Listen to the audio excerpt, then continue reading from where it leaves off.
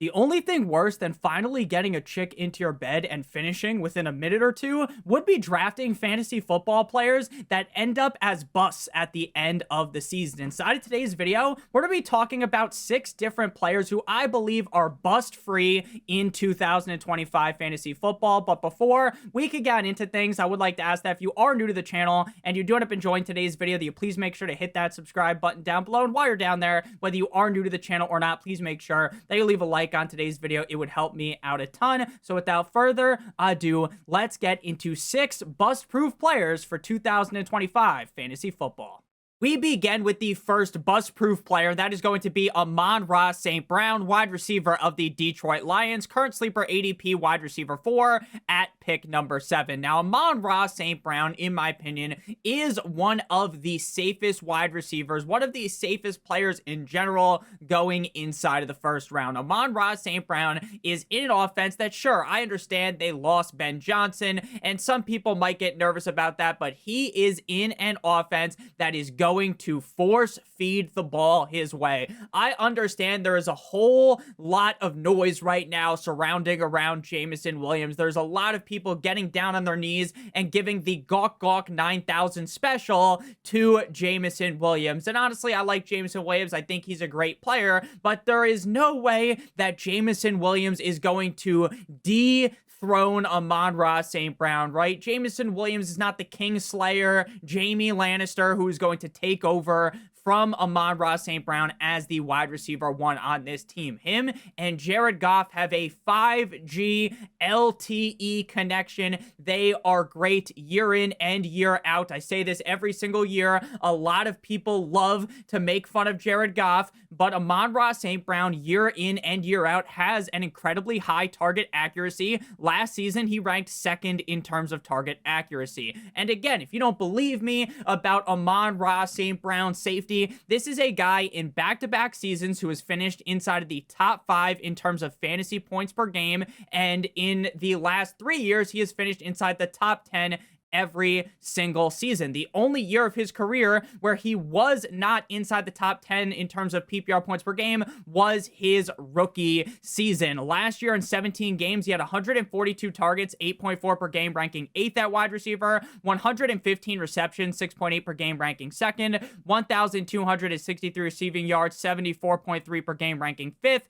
and 12 total touchdowns, 3rd at the wide receiver position. Again, the loss of Ben Johnson may concern some people, and obviously, do I think it's the best thing for the Lions that they lost Ben Johnson? The answer to that question would be fuck no, baby. But obviously, Amon-Ra St. Brown is still the key focal piece inside of this passing attack for the Detroit Lions. Last year, I already mentioned, he was 2nd in target accuracy. He's 14th in yards per route run, 11th in yards per team pass attempt, 15th in target separation, and 13th in true catch rate, just to name a couple of efficiency stats that are very positive towards Amon-Ra St. Brown. Again, this is a guy that is going to very consistently get 8, 9, 10 plus targets game in and game out. Again, he is the main piece inside of this passing attack. We need to throw some more respect the way of Jared Goff. And again, Amon-Ra St. Brown has continued to year in and year out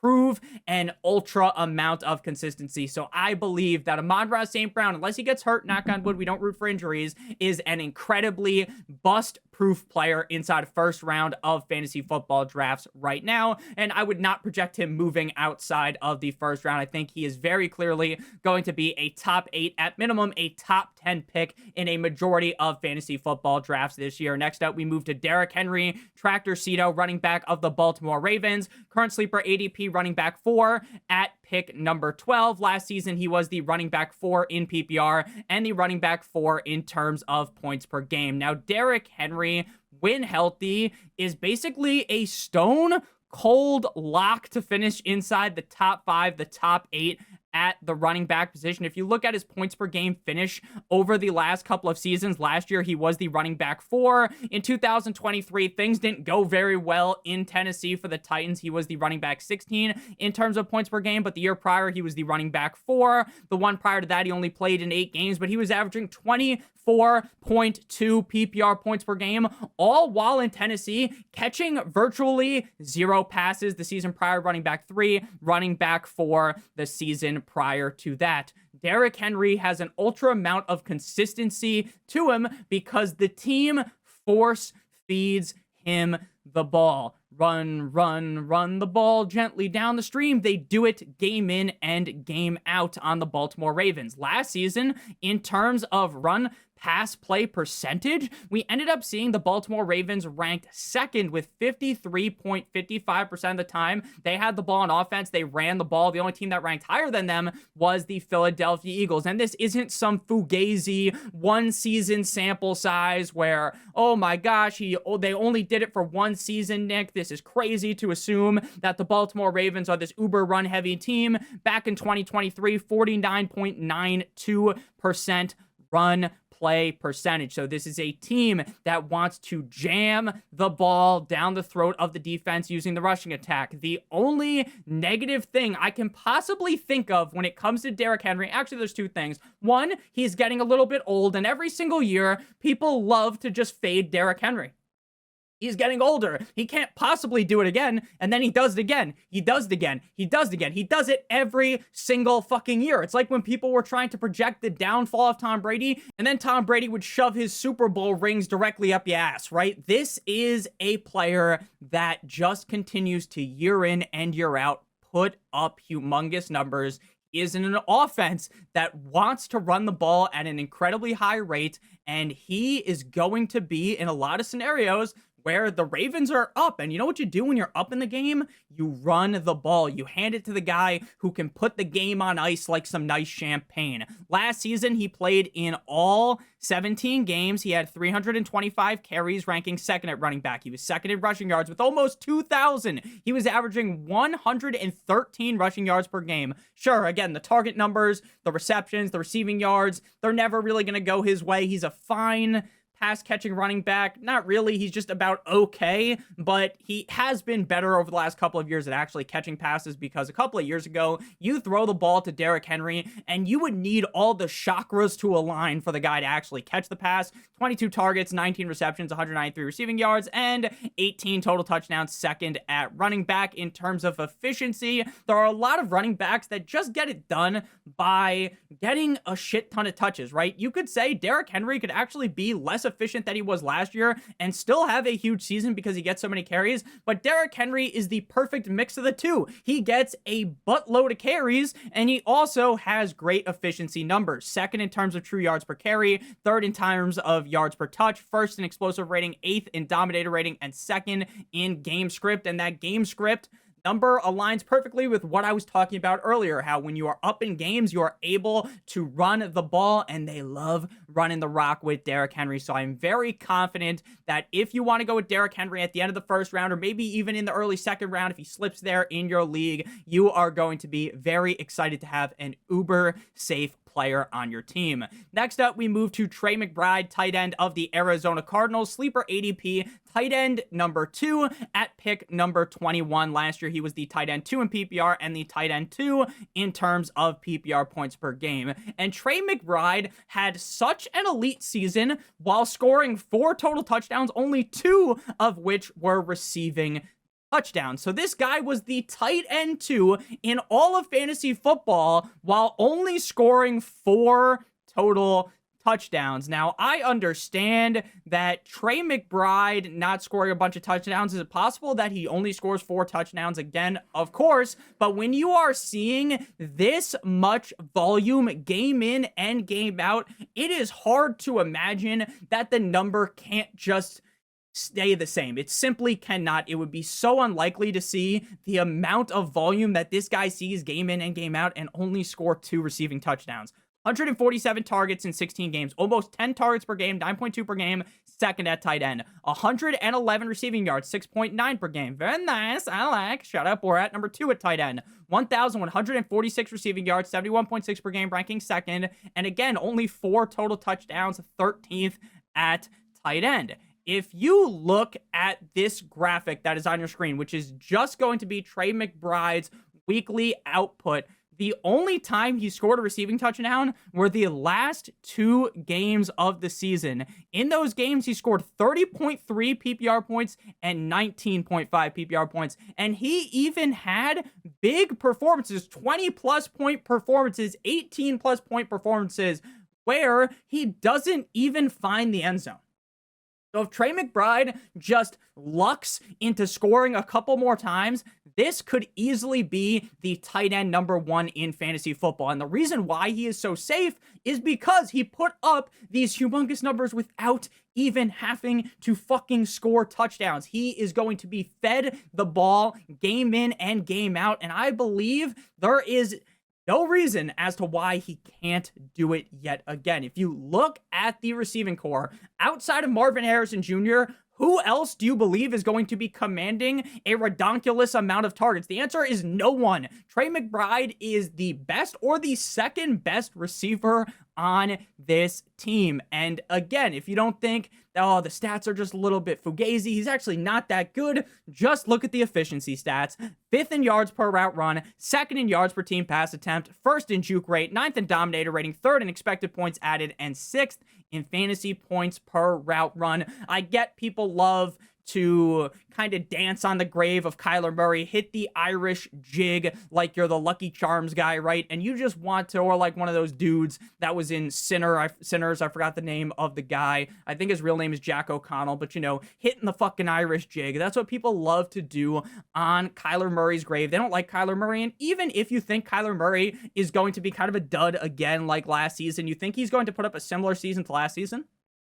And guess what? Trey McBride performed that well with a not as good version of Kyler Murray, so I feel incredibly confident in yet another productive season out of Trey McBride. Next up, we move to the definition of consistency. You Google consistent NFL wide receiver, and a picture of this man shows up. You hop in the Webster's dictionary, you look up consistency, you see a picture of this man, and his name is not John Cena. It's Mike Evans, wide receiver of the Tampa Bay Buccaneers. Sleeper ADP wide receiver 18 at pick 36. But before we talk about Mike Evans some more, I would like to give you guys a quick word from our friends and our partner over at Underdog. Underdog Fantasy has a great offer for you guys today. If you sign up using promo code Notorious or by clicking on the link in the video description, you will receive a deposit offer of up to $1,000 in bonus cash, plus a free gimme pick, which is going to be Diggins higher than half of a point tonight. If you are watching this video after today, if you sign up using promo code Notorious or by clicking on the link in the video description, you will still receive the deposit bonus offer and you will just get a different free pick. I love doing the best ball drafts over on Underdog. Their main tournament, Best Ball Mania 6, $15 million in total prizes, $2 million to first place. The best part about Best Ball is it's the best thing about fantasy football. It's the draft and that's it. There's no trades, no waivers, no in-season management. Underdog automatically puts the highest scores into your lineup at the end of every single week. It is great practice for your at-home league, so you guys make sure you guys do check that out. Promo code Notorious or by clicking on the link in the video description. Back on into things here, Mike Evans. Now, Mike Evans was the wide receiver 14 in PPR last season and the wide receiver 11 in PPR points per game. This is a guy that has had 11 straight seasons. Ever since entering the NFL, he has gotten over 1,000 or more receiving yards every single year. So 11 straight with over 1,000 or more yards. 6 of 11 seasons with 10 or more touchdowns. And you need to keep in mind, this isn't just with Baker, isn't just with Tom Brady. He has not had the best quarterbacks ever throwing him the ball, and he has still been this consistent. He has not finished outside of the top 18 in PPR points per game since 2017, close to 10 years ago at this point in 2025.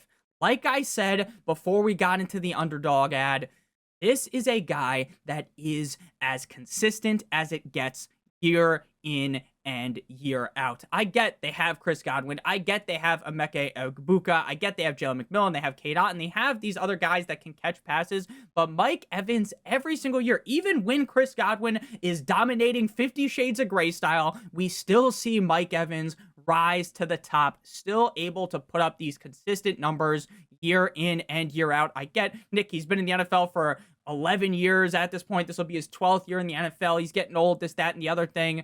Again, even as he's gotten older, he still scored 11 fucking touchdowns last season, 13 the season prior. We don't need to get cute. You don't need to put on some tinfoil hat and start thinking that Mike Evans is magically going to fall off, because I don't think you are going to be able to predict it. I think Unc still got it. 14 games played last year, 3 games missed with a hamstring injury. Again, 14 games played, still over 1,000 receiving yards, 110 targets, 25th, 74 receptions, 22nd, 1,004 receiving yards, 20th, and 11 total touchdowns, 4th at wide receiver. So he was averaging 7.9 targets per game, 5.3 receptions, 71 receiving yards, and he scored 11 touchdowns in 14 games. In terms of efficiency, 14th in yards per team pass attempt, 13th in yards per route run, 11th in contested catch rate. Again, year in and year out, Mike Evans just prints top 18 seasons in terms of points per game. He's coming off the board as the wide receiver 18. He is ranked incredibly fairly. He is ranked at his floor. There is definitely top 10,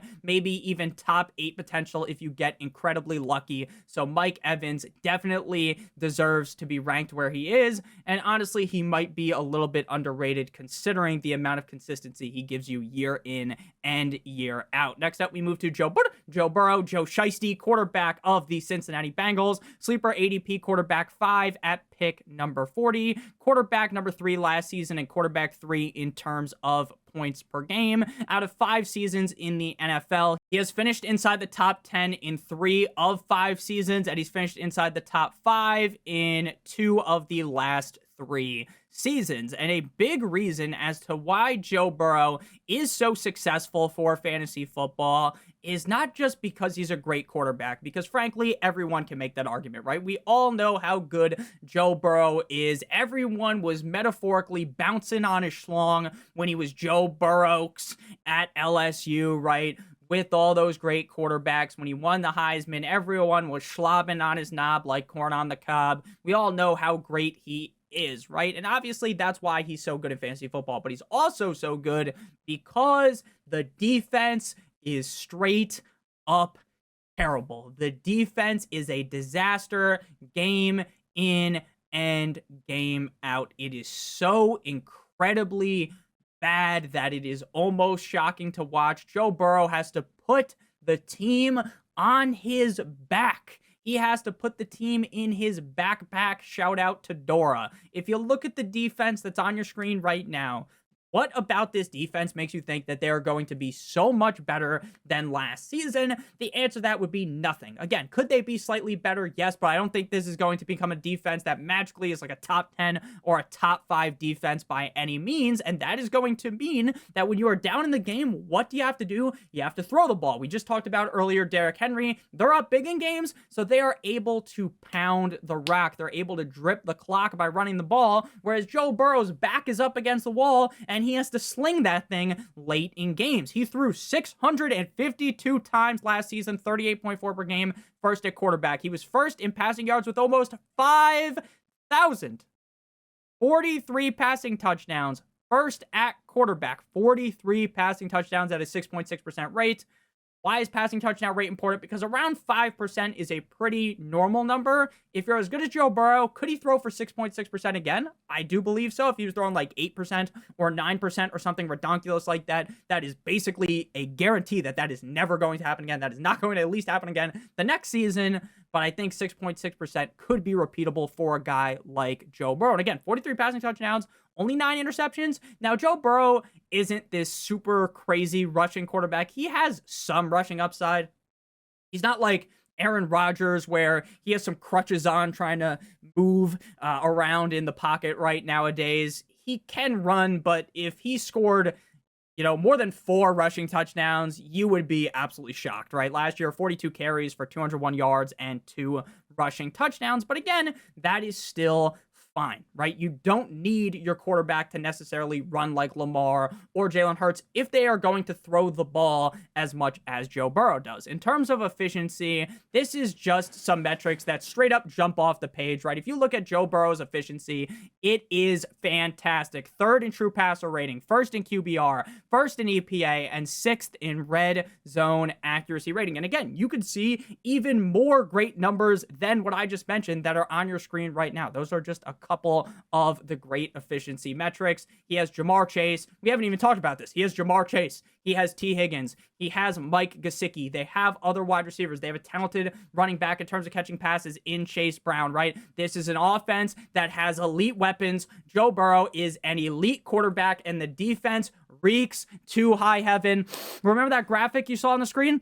You can smell it through the screen. The defense reeks. The defense stinks. So Joe Burrow is going to be having to pass the ball a ton yet again this season, and I believe heavily that he is a bust-proof player. Final player on the list is going to be the Chief, David Njoku, tight end of the Cleveland Browns, sleeper ADP tight end 10 at pick number 94. Now, the biggest reason as to why people don't want to draft David Njoku is very obvious, right? You don't have to look too far to figure out why people might be nervous about David Njoku. It is the quarterback situation, right? As I'm recording this, who is the quarterback one, right? My argument would probably be that it's Joe Burrow week one. We see a couple, or not Joe Burrow, Joe Flacco, the Flacco-nator, another elite quarterback, right? You see him play a couple games, and then they're like, let's go to Kenny Pickett. And we all know Kenny Pickett's not going to work, so okay, now we get another quarterback in there. Maybe Shadur, perfect timing, right? They are going to kind of shuffle around the quarterback situation. But even with that said, and even though that's very obvious as to why people are avoiding him, David Njoku has put up good numbers with the quarterback situation being a complete and utter carousel at the quarterback position, right? You never really have felt super safe with Njoku's quarterback outside of Baker Mayfield. He was the tight end 4 in points per game last season, tight end 11. In the past 3 seasons, he's been a top 8 tight end in terms of points per game every single year. This is a guy with touchdown upside. He's a big boy. He's a big man who can score touchdowns. So David Njoku's upside is relatively high. I could see him finishing as a top 5 tight end, and even if he doesn't, he's a pretty safe bet to finish inside of at least the top 10 and probably inside of the top 8. Last season, he played in 11 games. He missed 3 games with a high ankle sprain and 4 games missed at the end of the season with a hamstring strain. And yet, with just 11 games played, he was 6th in terms of targets, 97 targets, 8.8 per game. He was 10th in receptions, 64, 5.8 per game, 17th in receiving yards, 505, 45.9 per game, and he was 9th in total touchdowns with 5. He was 11th in terms of contested catch percentage, 5th in dominator rating, and 16th in yards per team pass attempt. Again, I get that you kind of got to plug your nose and you got to be a little bit cautious with the quarterback situation in Cleveland. I fully understand that. But if you're looking at the depth chart as a whole, I want to be a Cedric Tillman truther, but has Cedric Tillman really proved that he is one of the top 2 weapons on this team? Jerry Jeudy, one good season could be a little bit fugazi. So David Njoku has a very high standing in this offense. Again, even with the quarterback confusion, I still believe David Njoku is a very safe tight end bet that you can get close to pick 100 in your fantasy football draft. So thank you guys all so much for watching today's video. If you did end up enjoying, make sure you guys hit that subscribe button like it owes you some money if you are new. Whether you are new to the channel or not, leave a like on today's video. Help me out a ton. Check out one of the videos on your screen if you haven't seen them already. I love you guys more than you'll ever know. Hope you have a great one. And as always, good boy.